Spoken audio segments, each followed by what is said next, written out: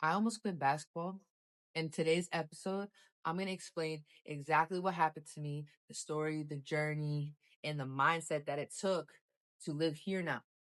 I was on the bottom, overlooked, bullied, wanted to go home, call my agent every single day of my life, but I persevered, aka I kept going despite obstacles and delay. Even through the fire, I kept walking. And going through that fire is what allowed me to manifest my dream of playing in Brazil, doing well, being a star player, being respected, and getting selected for the Brazil national team. It was not just handed to me. I had to go through this to get to that. But most of the time, we want to skip this. We want to skip this. Some people think that it's just easy or that it's just going to happen overnight or they don't have to go through something. You're going to have to go through something. Nothing is for free. So we have to go through some sort of sacrifice, whatever it may be. Maybe it's a hard time. Maybe it's a hard season. Maybe it's being overlooked. Whatever it is, we have to go through that so we can show that we're worthy of the goal. We need to be ready for the goal. And I thought I was ready when I first came in 2024. I thought I was ready when I came to Brazil. But let's rewind. Let's go back to why am I even in Brazil? How did I get here? What's my story? So, rewind. 2019, I got my Brazilian citizenship because eu sou brasileira. My dad is from Brazil. And I did a lot of work to even make that happen. Like, that is even a miracle in itself that I got this citizenship. So many times going to the embassy in New York City, getting denied, getting sent home, driving back. It didn't look good from that alone. So to be this far along and to get selected for the Brazil national team 7 years after just trying to get my citizenship is truthfully divine. I'm very grateful for the journey and everything that I had to go through to get to this point, and it's never over. It's never over. The journey continues. We're still writing. So I'm very grateful to be here. We're out here in Recife, Brazil, and my first season was in 2024. After I came from being a Globetrotter, I started reaching out to the Brazilian Basketball Federation, which would be like Team USA. And I'm telling them, hey, I'm Brazilian, I'm American and Brazilian. Like, I really want to play in the league there. What's it going to take for me to play in the league? Can I get in contact with somebody? Gave me the runaround. That's the thing. You can't get told no or be overlooked and be like, that's it. Most people quit right there. The trick is do not quit there because hard things, they take time. They take consistency in trying to talk to the right people. Sometimes you got to push the door down. Even when the door is slammed, that's okay. I'm going to keep knocking. And sometimes that door is not going to open, but this door will. Just keep knocking. A door is going to open and be open to where the door is opening from. Okay, so eventually I got in contact with the right person. My agent currently, Heat Sports, aka Felipe. Shout out Felipe. He at the time only had men clients. And I was like, please help me. I really want to play in Brazil. I'm Brazilian. I just want to play. And so I was his first woman client. And now he's taken over the game. Basically, he signed all the women in Brazil. Not everybody, I'm being dramatic, but he signed a lot of clients and is still signing. And I ended up getting connected with him. So my first season, he put me in a city called Blumenau. Blumenau. In Blumenau, it was a living hell for me because people didn't like me. I'm Brazilian, but I don't speak the language. So that already was not cool for them. And I kind of just came out of nowhere and people were fighting for a spot. Like, he just so happened to put me on a team where everybody was hostile and fighting for a spot. So people were like fighting with me at practice and I didn't even know. Like, I didn't even know what was going on. But I just allowed the outer world and the chaos to really consume me. So it was not a good experience. Not a good experience for me. Like, every single day was a battle. Every single day. Like, it was hard to be there. Like, I kept calling him like, bro, can I please just go home? Like, why am I here? My coach didn't like me. They were not even translating for me. They stopped translating. They told me to use Google Translate at practice. Basketball Chronicles. Overseas life. You want to play overseas? Just know anything goes. Anything. So be ready. I know it's easy to be comfortable and say you want to go overseas while you're sitting in the comfort of your home. However, when you get overseas and things are not accessible or the way that you thought they were going to be, don't be surprised. This is your warning. I'm not saying it's not worth it. I 100% think it's worth it because you have to go through those times in order to get to the next level. I think most people have to go through that initial phase. Not everybody, but most people. So anyway, first season, nightmare. Like I felt like I was in a nightmare that I couldn't wake up from. Just constantly, every day, uphill battle. The only thing that kept me grounded and kept me sane was continuously improving, like working on my own game, spending my time in serenity and getting better, even though it was tough. I went from being at the top, being a globetrotter, traveling the world, being a superstar, to the bottom. To the bottom. And it was extremely difficult. I don't know how I got through it. Like looking back, I'm just like, I don't know how I got through that time, but I did. I don't know why I had to go through such a painful time, but I did. And here we are today in Recife with an extremely luxurious apartment and being well respected, not just on my team, but in the league in general. Everybody respects me. I don't think everybody likes me, but everybody has to respect me because of what I went through. I don't think, I don't know what percent of people would have came back after going through what I went through.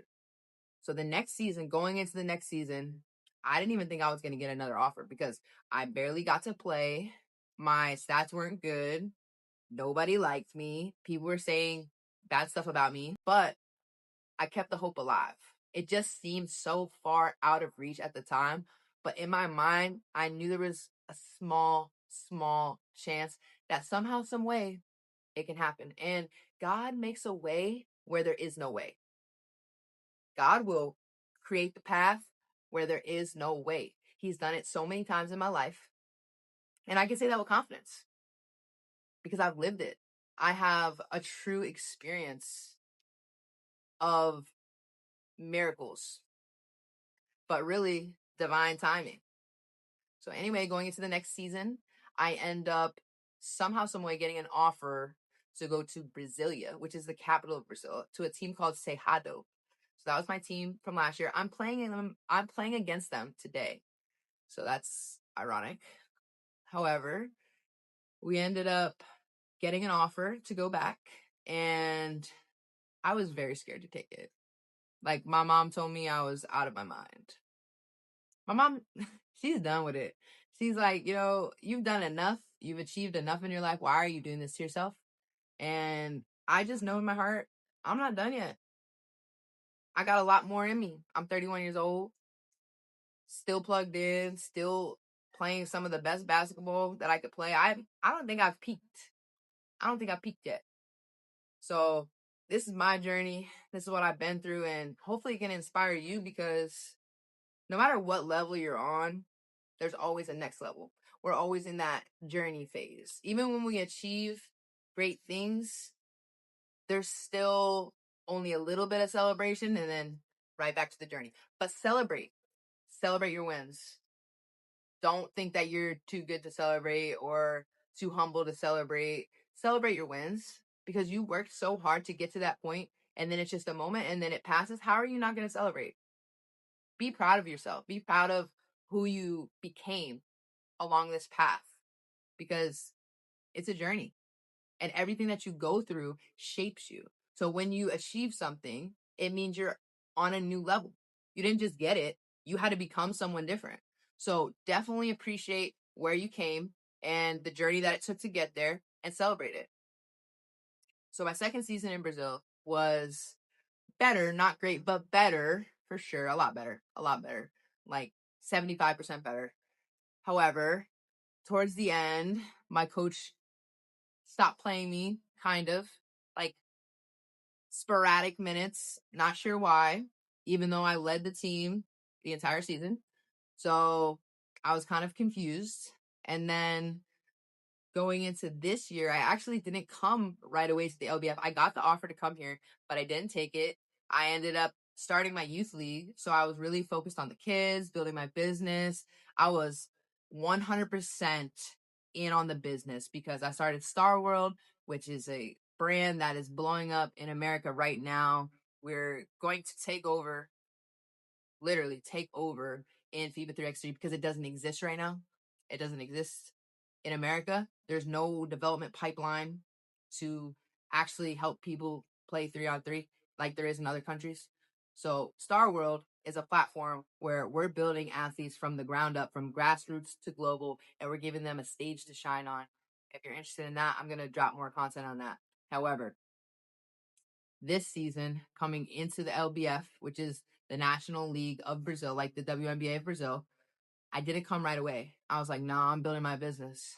And my agent called me, Felipe called me. He's like, nah, you need to go.